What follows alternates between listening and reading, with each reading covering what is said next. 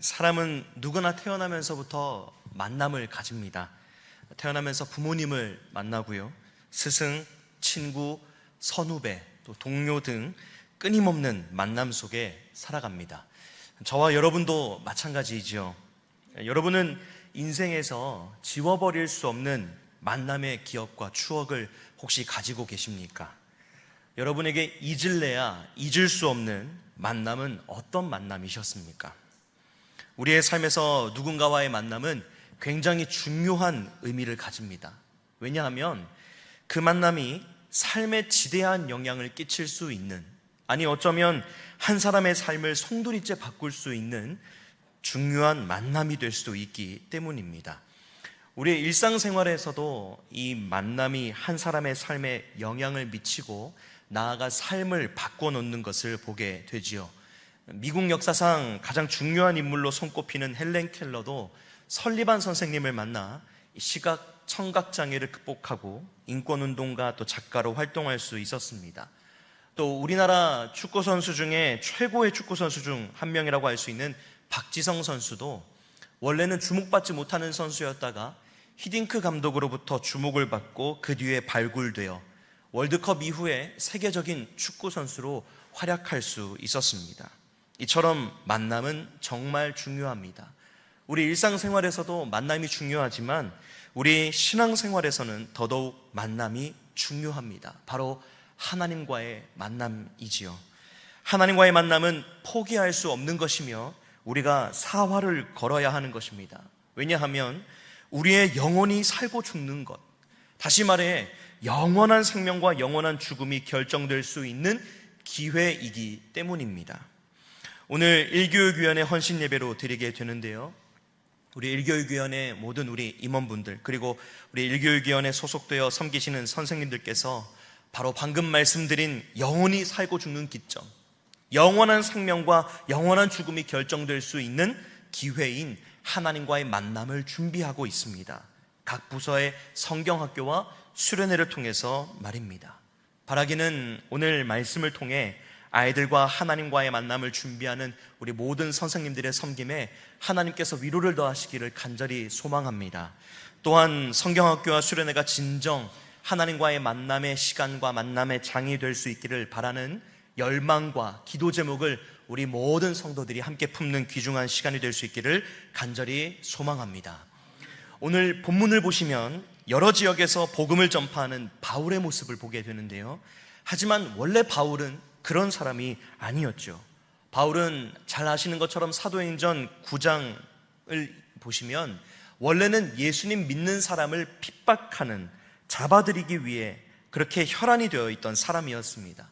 그 바울이 다메섹으로 예수님 믿는 사람을 잡기 위해 걸음을 옮기던 그 길 위에서 바울이 예수님을 만나고 그 뒤에 삶이 송두리째 변화되어 예수님을 핍박하는 사람이 아니라 이제 예수님을 도리어 전하는 삶을 살게 되었습니다.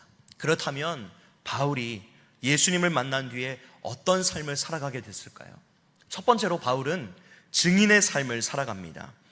함께 읽진 않았지만 우리 1절과 3절 말씀, 사도행전 14장 1절과 3절 말씀을 같이 한번 읽어보겠습니다. 시작. 이에 이고니온에서 두 사도가 함께 유대인의 회당에 들어가 말하니 유대와 헬라의 허다한 무리가 믿더라. 두 사도가 오래 있어 주를 힘입어 담대히 말하니 주께서 그들의 손으로 표적과 기사를 행하게 하여 주사 자기 은혜의 말씀을 증언하시니. 아멘. 바울은 예수님을 만나 회심한 뒤에 3년 동안은 사람들에게 미심쩍은 존재로 여겨져서 신임을 얻지 못합니다. 그래서 초창기 이방인 선교가 시작되고 복음이 각지로 막 전파되기 시작될 때에는 바울의 이름이 다른 사람들의 이름들보다 뒤에 기록되곤 했습니다. 그러나 사도행전 13장에 접어들어 바나바와 바울이 이방인 선교와 복음 전파를 위해 파송받고 구브로에서 전도한 뒤에는 이 기록의 순서가 바뀝니다. 이전 단락의 부제목 한번 보실까요? 이전 단락의 부제목은 바나바와 사울이 구브로에서 전도하다라고 기록한 것처럼 바나바와 사울의 순서였습니다. 그러나 이 구브로를 지나 비시디아 안디옥에서 이 전도 사역을 감당하면서부터는 사도행전 13장 13절 위에 있는 부제목을 보니까 바울과 바나바가 비시디아 안디옥에서 전도하다. 그리고 13절 보시면 바울과 및 동행하는 사람들이라고 이 순서를 바울을 먼저 기록하고 있습니다. 이것은 인간적인 차원에서 바울 개인의 능력과 또 출신이 뛰어났기 때문에 가능했던 일이 아니라 바로 선교 사역을 이루어 가시고 복음이 전파되게 하시는 하나님의 역사하심의 결과로 하나님께서 리더십을 바울에게 주셨기 때문에 가능한 일이었습니다.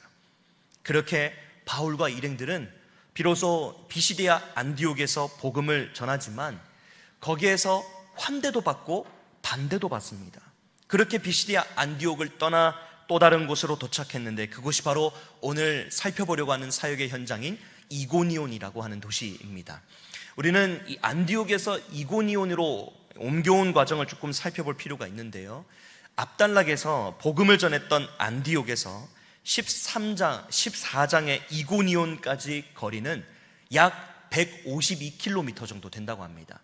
그래서 아무리 잘 닦여 있는, 아무리 잘 또 포장되고 잘 뚫려 있는 로마 군용도로를 이용한다 하더라도 3일 내지 4일은 꼬박 걸어야만 도착할 수 있는 여정이었다라는 것이죠. 결코 쉽지 않은 여정길 아니었겠습니까? 그러나 바울과 일행들은 그 먼 거리를 불평, 원망으로 걸어오지 않고 오직 기쁨과 성령이 충만한 가운데 이동했습니다. 그들이 왜, 무엇 때문에 기쁨과 성령이 충만해 이동을 했을까요? 바로 단 한 가지 목적 때문이었습니다. 그 목적은 바로 복음 전파입니다. 이들의 목적은 바로 이 한 가지였습니다. 방금 읽으셨던 3절 말씀 다시 한번 보실까요? 3절 상반절을 보니까 두 사도가 오래 있어 주를 힘입어 담대히 말했다라고 하는데요, 여기에서 힘입다라는 말을 직역하면 주님을 위해 혹은 주님에 대하여라고 바꿔볼 수 있습니다. 그러니 이것을 적용해서 3절 말씀을 다시 읽어보면 바울과 바나바가 주님을 위해 주님에 대하여 담대히 복음을 전파했다라고 바꿔볼 수 있는 것이죠. 또 3절 하반절을 보니까 그들의 손으로 표적과 기사를 행하게 하여 주사 자기의 은혜의 말씀을 증언하시니라고 말씀합니다. 이처럼 바울과 바나바는 예수님께서 예수님에 대해 증언하고 예수님을 나타내도록 허락하신 일을 통해서 예수 그리스도의 복음을 전합니다. 이들은 철저히 자신을 자랑하거나 자신들을 위해 살지 않고 자신들을 부르시고 파송하신 예수님을 증언하고 나타내는 예수님의 증인의 삶을 살았던 것입니다. 이렇듯 예수님을 만난 후 복음을 전하는 바울의 모습을 보노라면 우리가 한 성경 본문을 떠올릴 수 있는데요, 바로 사도행전 1장 8절에서 승천하시기 전 우리 주님이 약속하신 말씀입니다. 우리 사도행전 1장 8절 말씀을 같이 한번 읽어보겠습니다. 시작. 오직 성령이 너희에게 임하시면 너희가 권능을 받고 예루살렘과 온 유대와 사마리아와 땅끝까지 이르러 내 증인이 되리라. 아멘. 실로 바울은 이전에는 예수님을 박해하는 자였지만 예수님과 만난 이후 자신에게 임하신 성령을 따라 이제는 권능을 받고 원근각지에 이르러 예수님의 증인으로의 삶, 송두리째 변화된 삶을 살아가게 된 것입니다. 사랑하는 여러분, 이번 여름 우리 다음 세대 자녀들이 예수님과 만날 수 있기를 간절히 바랍니다. 그래서 우리 아이들, 우리 자녀들이 이제는 앞으로 자신을 위하여 살아가지 않고 자신의 안위만을 위해 살아가지 않고 새 생명을 주신 예수님을 위해 예수님의 증인의 삶을 살아가도록 변화되기를 간절히 소망합니다. 바울과 바나바처럼 사역자의 모습만이 증인의 삶은 아니지요. 어떤 자리에 있든지 무슨 일을 하든지 우리를 위해 생명을 내어주신 예수님을 나타내고 예수님을 자랑하는 삶이 바로 증인의 삶이 아니겠습니까? 바로 그런 삶, 예수님을 부끄러워하지 않고 예수님을 자랑스럽게 여기며 어디를 가든지 예수님을 나타내 보여줄 수 있는 믿음의 장부들이 다 되기를 바랍니다. 그러기 위해서는 만남이 필요합니다. 바로 예수님과의 인격적인 만남이 있어야만, 그리고 예수님을 경험해야만 전하고 나타내는 증인의 삶을 살아갈 수 있습니다. 이번 자녀 세대들의 성경학교와 수련회가 그 역사의 출발점이 될 수 있도록 기도해 주시기를 주님의 이름으로 부탁을 드립니다. 두 번째로 바울이 예수님을 만난 뒤에 어떤 삶을 살게 되었을까요? 바울은 세상을 거스르는 사명자의 삶을 살아갑니다. 오늘 본문 19절 20절 말씀을 같이 한번 읽어보겠습니다. 시작. 유대인들이 안디옥과 이고니온에서 와서 무리를 충동하니 그들이 돌로 바울을 쳐서 죽은 줄로 알고 시외로 끌어내치니라. 제자들이 둘러섰을 때에 바울이 일어나 그 성에 들어갔다가 이튿날 바나바와 함께 더베로 가서. 아멘. 예수님을 만난 이후 바울은 예수님의 증인으로 살아갈 뿐만 아니라 세상을 거스르는 사명자의 삶을 살아갑니다. 앞서 살펴본 것처럼 바울은 안디옥과 또 이고니온에서 사역을 한 뒤에 루스드라라는 지역으로 이동해서 복음을 계속 전파하는데요, 방금 읽은 19절 보니까 유대인들이 안디옥과 이고니온에서 와서 무리를 충동하니라고 말씀합니다. 여러분, 이 안디옥과 이고니온 어떤 도시입니까? 바로 바울이 그리고 무리들이 함께 복음 전파 사역을 감당했던 도시들이 아닙니까? 복음을 전파하고 증인의 삶을 살아가면 좋은 일들만 일어나고 모든 일들이 소원대로 원하는 대로 될 것 같았지만 그렇지 않았습니다. 우리는 반대 세력들이 복음 사역을, 복음 전파 사역을 감당했던 두 도시에서 왔다는 것을 주목해 볼 필요가 있습니다. 이것이 무엇을 의미합니까? 증인의 삶을 살 때 반드시 고난과 어려움이 찾아온다라는 것입니다. 근데 여러분, 여기까지만 생각해 보면 너무하다는 생각이 들지 않으신가요? 복음을 전하고 증인의 삶을 살아갈 때 하나님께서 고난과 어려움을 겪지 않게 하시고 평탄하게 하시고 아무 일도 일어나지 않도록 하나님께서 좀 막아주시면 좋을 텐데, 도리어 고난과 어려움이 따라다니는 것 같으니 하나님께서 그 사명을 감당해 보려고 하는 사람에게 무심하신 것 같기도 합니다. 하지만 여러분, 그렇지 않습니다. 이 고난과 어려움과 박해를 영혼의 관점에서 이해하면 복음을 전하고 예수님의 증인의 삶을 살아갈 때 고난과 박해가 따라오는 것이 마땅한 것이라 여겨질 수 있습니다. 어디서 그것을 볼 수 있냐면 바로 마태복음 5장에 기록된 예수님께서 가르쳐 주신 산상수훈 속 팔복의 내용에서 발견할 수 있습니다. 이 산상수훈 팔복의 내용 중에서 예수님께서 마지막으로 복 있는 자의 모습을 어떤 모습이라고 말씀해 주셨냐면, 의를 위하여 박해받는 사람, 의를 위하여 박해받는 사람의 모습이 복 있는 사람이다라고 선언하셨습니다. 구체적으로 어떤 내용인지 우리 마태복음 5장 11절 12절 말씀 같이 한번 또 읽어보겠습니다. 시작. 나로 말미암아 너희를 욕하고 박해하고 거짓으로 너희를 거슬러 모든 악한 말을 할 때에는 너희에게 복이 있나니 기뻐하고 즐거워하라. 하늘에서 너희의 상급이 큼이라. 너희의 전에 있던 선지자들도 이같이 박해하였느니라. 아멘. 여기에서 의를 위해, 즉 예수님을 위해 박해를 받는 자가 받을 복이 어디에 속한 복이라고 말씀합니까? 바로 하늘입니다. 이 땅에서 누릴 좋은 것들이 아니라 바로 하늘, 영원한 복과 상급, 하늘에서 누릴 것이라고 말씀하시는 것이죠. 그렇기 때문에 예수님은 기뻐하고 즐거워하라 라고 명령하신 것입니다. 이것을 다시 바울이 박해를 받는 오늘 본문으로 돌아와서 접목해 보면요, 복음을 전하고 증인의 삶을 살았던 모든 도시에서 무리들이 쫓아와 박해하고 고난한 것, 이것은 박해와 고난이 아니라 바로 사명인 것입니다.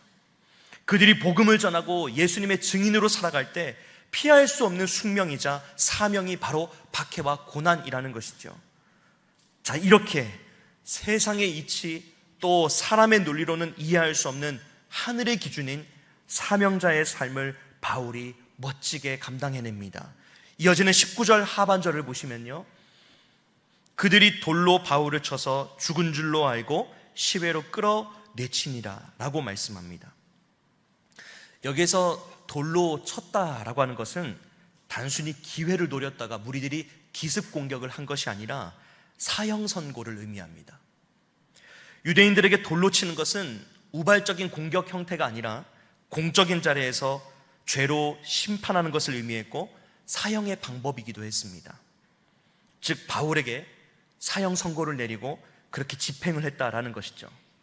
모든 사람이 돌에 맞은 바울을 봤을 때 죽었다라고 판단을 내렸고 그렇게 결국 성 밖으로 내쳐지는 그런 신세가 되었습니다.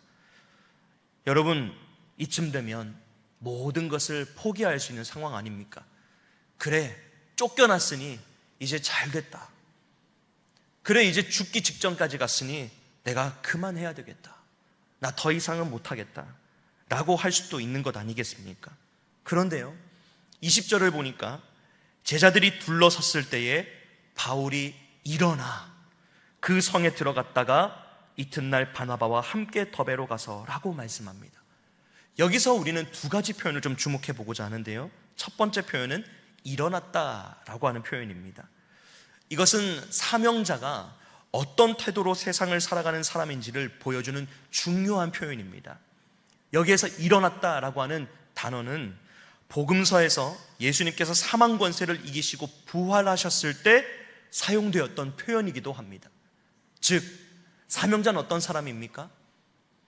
죽었다, 그리고 이제 상황이 다 끝났다, 이제는 한 치 앞도 보이지 않으니 그만두어야 되겠다, 그렇게 포기하는 삶이 아니라 주님의 부활의 그 첫 열매, 그 증인으로서의 흔적들을 나타내는 삶, 포기하지 않고 일어나 예수 그리스도의 부활의 흔적을 따라가는 삶, 그 삶이 바로 사명을 가진 사명자의 세상을 살아가는 태도라는 것이죠.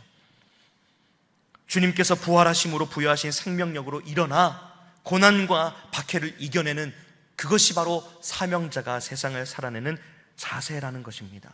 정말 그런지 20절에서 또 한 가지 표현을 살펴보길 원하는데요, 그 표현은 바로 그 성에 들어갔다가 라고 하는 표현입니다. 그 성에 들어갔다가.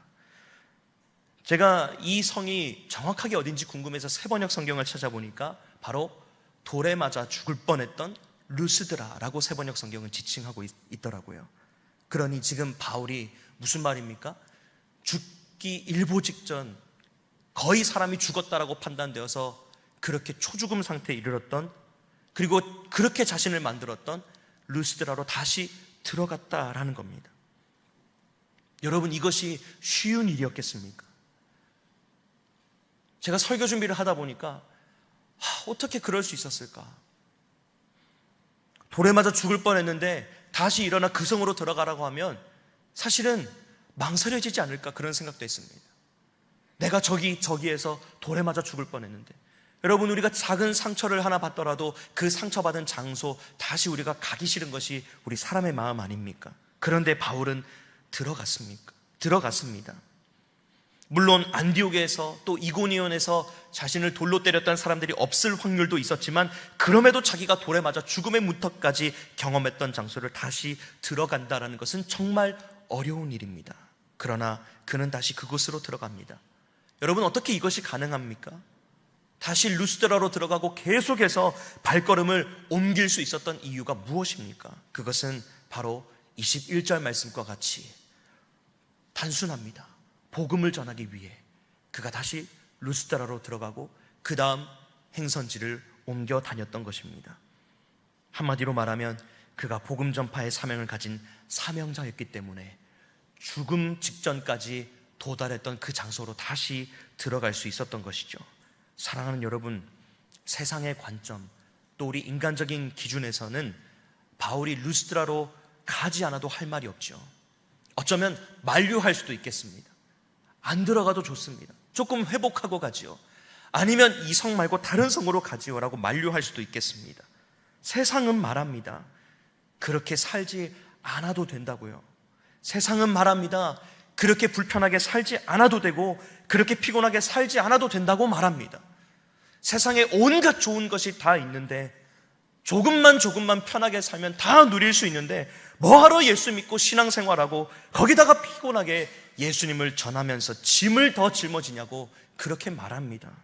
그러나 여러분, 사명자는 다릅니다. 사명자는 세상을 종착지 삼아 사는 사람이 아니죠. 사명자는 의를 위하여 박해를 당해도 땅이 아닌 주님께서 예비하신 천국을 사모하는 사람, 하늘의 상급을 바라보며 이 땅의 어려움을 이겨내는 사람인 줄로 믿습니다. 현재는 유명한 가수가 되었지만 데뷔 초창기 하나님의 세계라는 찬양으로 알려진 CCM 가수 홍이삭 씨의 찬양인 하나님의 세계 찬양의 가사 중에 이런 가사가 있습니다. 세상은 항상 말하네 그 길이 아니라고, 곱디 고운 길이 있는데 왜 힘들게 사냐고, 단순한 선택조차 버겁기만 한 곳, 그래도 나는 주님만 따르리. 세상은 늘 우리에게 속삭이지 않습니까? 그렇게 살지 않아도 된다고, 뭐하러 그렇게 불편하게, 뭐하러 그렇게 피곤하게 사느냐고, 그냥 단순하게 돈을 따라가면 되고 세상 기준 따라가면 되고 우리 인간의 경험 따라가면 된다라고 하는데, 우리는 여러분 그렇게 살지 않지 않습니까? 그리고 나아가 우리의 자녀들도 그렇게 살아서는 안 되지 않습니까? 마지막 가사처럼 많은 고민들이 있겠지만 그래도 나는 주님만 따르리, 그래도 나는 주님만 따르리 라고 하는 이 결단, 우리 자녀들도 품고 살아가야 되지 않겠습니까? 사랑하는 여러분, 우리 아이들이 이번 여름 예수님을 인격적으로 만나 예수님을 아는 정도의 사람이 아니라 사명자로 거듭나기를 간절히 바랍니다. 세상을 따라 세상을 쫓아가는 사람이 아니라 하늘을 향해 영원한 것을 쫓아가는 사명자가 될 수 있기를 간절히 소망합니다. 마지막으로 바울이 예수님을 만난 뒤에 어떤 삶을 살아가게 되었을까요? 마지막으로 바울은 예수님과의 만남을 주선하는 삶을 살아갑니다. 오늘 본문 22절, 23절 말씀을 같이 한번 읽어보겠습니다. 시작. 제자들의 마음을 굳게 하여 이 믿음에 머물러 있으라 권하고, 또 우리가 하나님의 나라에 들어가려면 많은 환난을 겪어야 할 것이라 하고, 각 교회에서 장로들을 택하여 금식 기도하며 그들이 믿는 주께 그들을 위탁하고. 아멘. 예수님을 만난 이후 변화되어 예수님의 증인으로 또 세상을 거스르는 사명자로 살아가게 된 바울은 자신만 예수님의 증인으로 또 사명자로 살지 않고 다른 사람도 예수님의 증인 또 사명자로 살아갈 수 있도록 하나님과의 만남을 주선하는 삶을 살아갑니다. 그 행적들이 전도여행, 3차에 걸친 전도여행 모든 기록들에 담겨져 있죠. 반대를 받든 환대를 받든 바울은 자신과 만나 주셨던 예수님을 전하며 그렇게 주선자로 살아갑니다. 방금 읽은 22절 상반절을 보니까 복음을 전했던 도시에 다시 들어가서 바울은 교회가 복음 위에 든든히 설 수 있도록 사역을 펼칩니다. 사람들에게 이 믿음 위에 머물러 있으라 권하고, 또 교회에 많은 직분자들을 세워서 그 교회가 하나님의 은혜 안에 든든히 세워질 수 있도록 조력자의 역할을 감당한 것이지요. 그 사역의 구체적인 내용은 복음에 참여하여 예수님을 따르는 사람들과 또한 자신들과 같이 하나님 나라를 위해 증인의 삶을 살고 사명자의 삶을 살아갈 사람들을 세우는 일이었습니다. 특별히 이번 세 번째 대지의 내용을 통해서는 오늘 헌신을 다짐하시는 우리 선생님들께 부탁을 드리고 나누고 싶습니다. 바울이 예수님을 만난 뒤 삶이 송두리째 변화되어 예수님의 증인으로 살고 또 세상을 거스르는 사명자로 살고 또 다른 예수님의 증인과 또 사명자로 또 길러내기 위해 세우기 위해 만남의 주선자가 되었던 것처럼 우리 선생님들께서도 우리 아이들이 예수님과 만날 수 있도록 만남을 주선하고 이어주는 중요한 사명을 맡고 계십니다. 이미 예수님을 만나고 예수님의 증인, 사명자로서 다음 세대를 길러내는 사명을 감당하고 계신 우리 선생님들, 우리 아이들도 예수님을 인격적으로 만나 우리 선생님들처럼 예수님의 증인으로 또 사명자로 살아갔으면 하는 것이 우리 모든 선생님들의 바람이자 기도 제목이지 않습니까?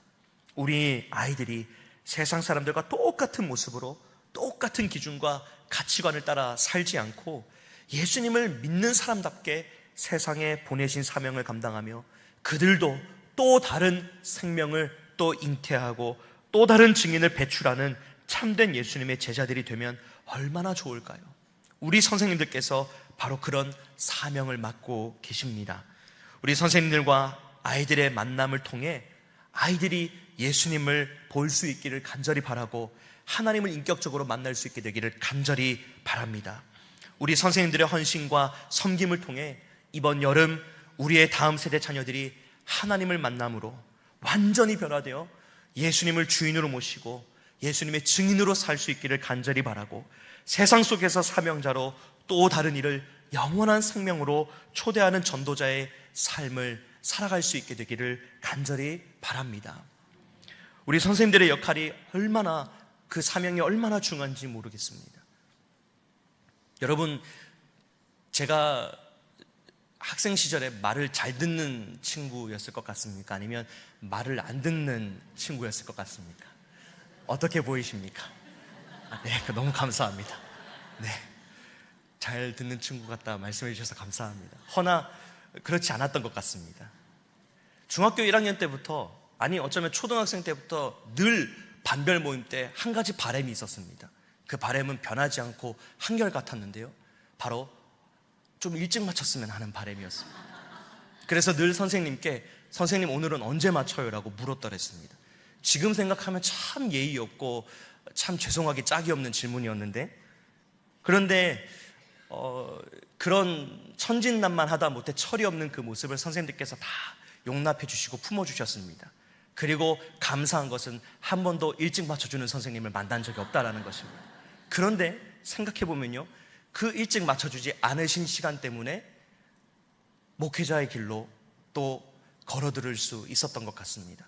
포기하지 않아 주셨던 선생님들의 그 붙잡아 주신 그 사랑 때문에. 그래서 목사 안수를 받기 전에 그 감사한 선생님들이 생각나서 연락을 드릴 수 있는 분들께는 다 드렸습니다. 선생님, 그렇게 사랑으로 가르쳐 주셔서 부족한 제가 목사 안수를 받습니다. 그 사랑으로 계속 우리 자녀들을 양육해 주시고 또 이끌어 주시면 좋겠습니다.